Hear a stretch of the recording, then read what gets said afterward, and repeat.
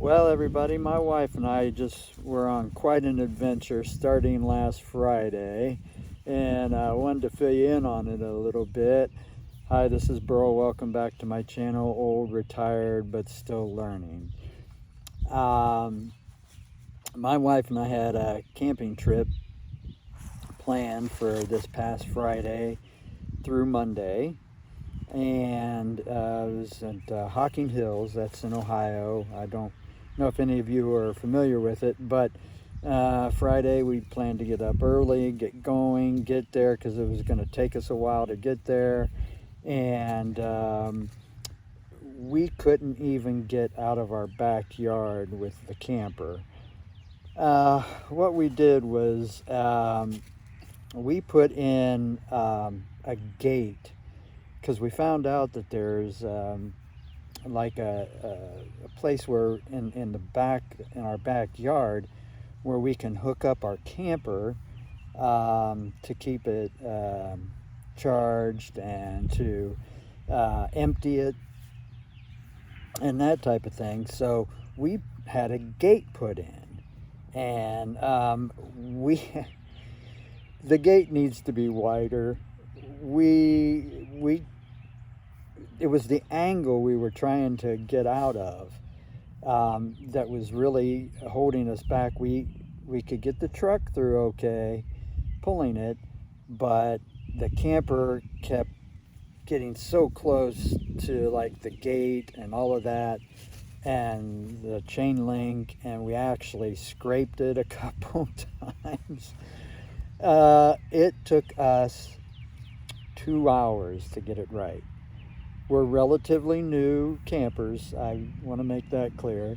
So, you know, any of you who are campers know that trying to back one up and that type of thing is not easy. So we kept trying to back it up. Finally, I was able to back it up far enough to where I could make a circle around our yard. We have a pretty big yard, and come back and get the right angle to get through the gate. The gate, it's kind of hard to explain, but it's not like this. It's like this, kind of slanted. So we finally get through that.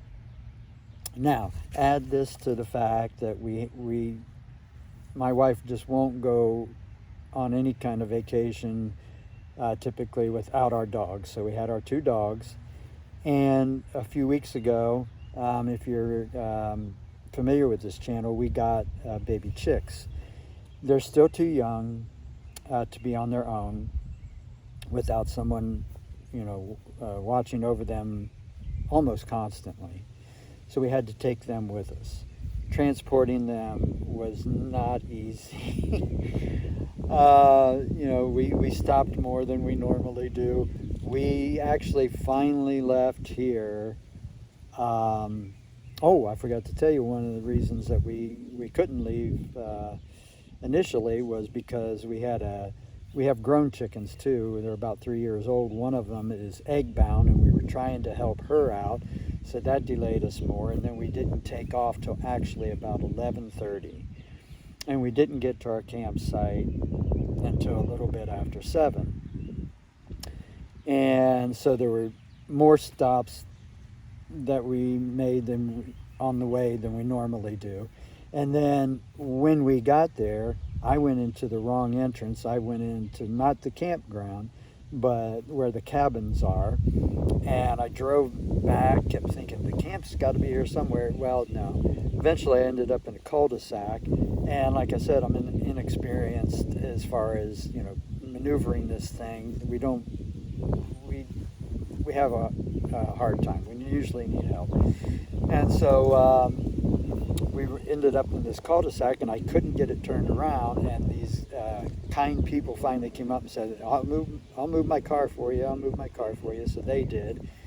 And then even then I was having a hard time, and this one guy comes up and he says, you want to see how a farm boy does it? I'll have it out of there in 2 minutes, I guarantee it.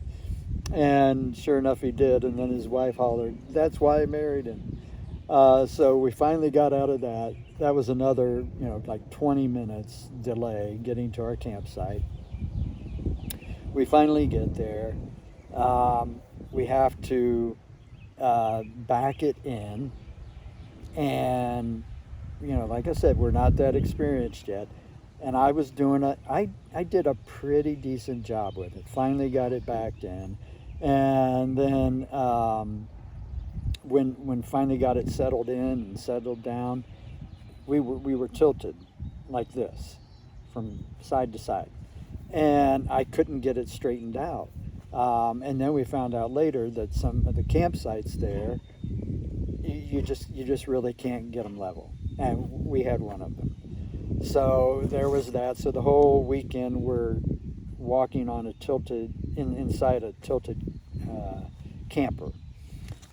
On top of this, we're trying to take care of the chickens and the dogs and all the normal stuff that comes with that. And then Saturday it mainly rained, and then Sunday we actually had family over, and it was great. We had a really good day, really nice time.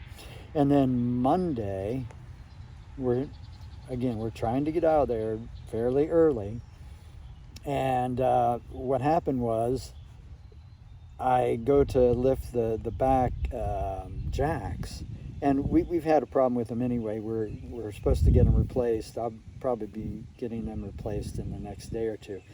But there was a part of it that if I had not bound it up and tied it with some rope, it would have dragged all the way home.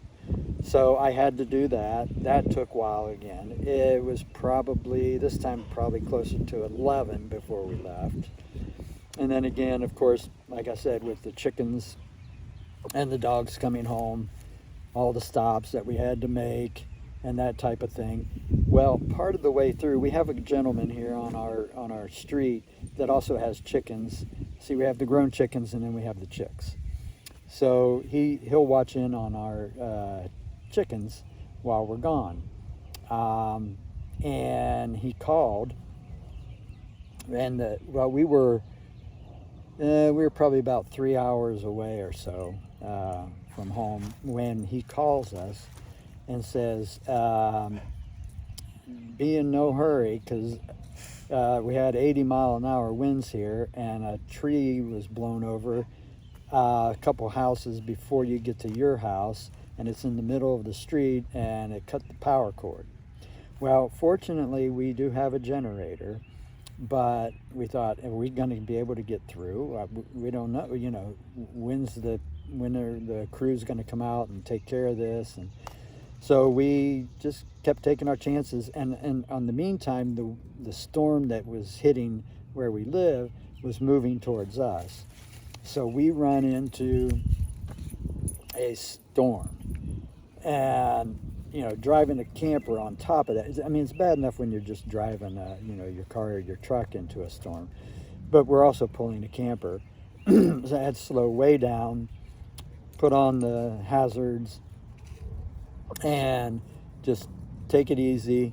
Never got to the point where I absolutely had to pull over, but if that would have happened, I definitely would have done that. But then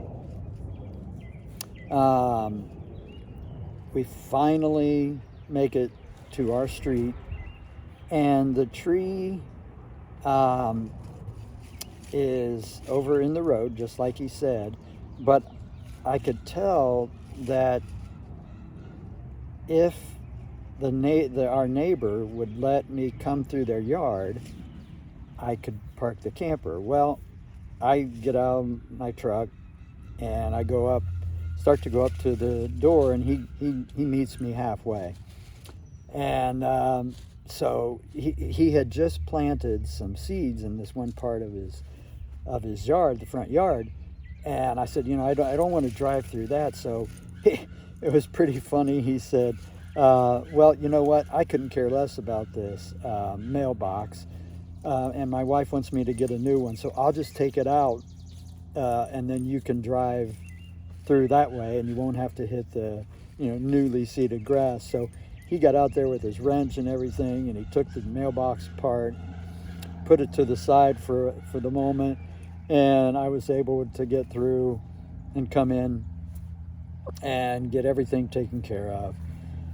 Getting into the backyard was much easier than getting out of the backyard, so that was fortunate. And of course, by this time you're just exhausted, you're tired and everything. But oh yes, also, yeah, the electric was out, but like I told you, we have a generator, so that was really no big deal. It's a Generac, really good generator. And everybody else on the street around where we were running their generators. But then we found out that our internet was down. So, we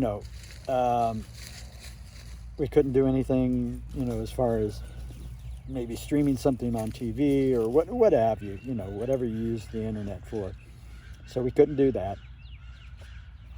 Well, yesterday, we get up, and mind you, all this, my wife took yesterday off because today she had to head out. She had to catch a flight to Knoxville, Tennessee for work.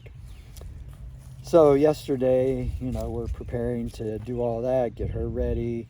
I emptied the camper, got all that taken care of, and finally, the internet comes back. Electric's still out. A little bit later in the evening, I go to get my wife some gas for her truck and to get it washed. And while I'm gone, the electric comes back on. They were working on it. But when I was leaving, I saw them working on getting the power restored. And my wife said the minute the power restored and the generator kicked off, the internet went out. So, and how I'm doing this, and it's still out. How I'm doing this now is I've gone far enough in the back of my yard. We got about an acre here, and I went far enough out to where I finally got some kind of reception. So my whole routine for trying to do videos and everything was interrupted by not only the camping and all the drama that went with that, but the internet being out. So, my wife had the bright idea that, hey, maybe if we go far enough back in the yard, we'll get some reception. And she was right, fortunately, and here we are.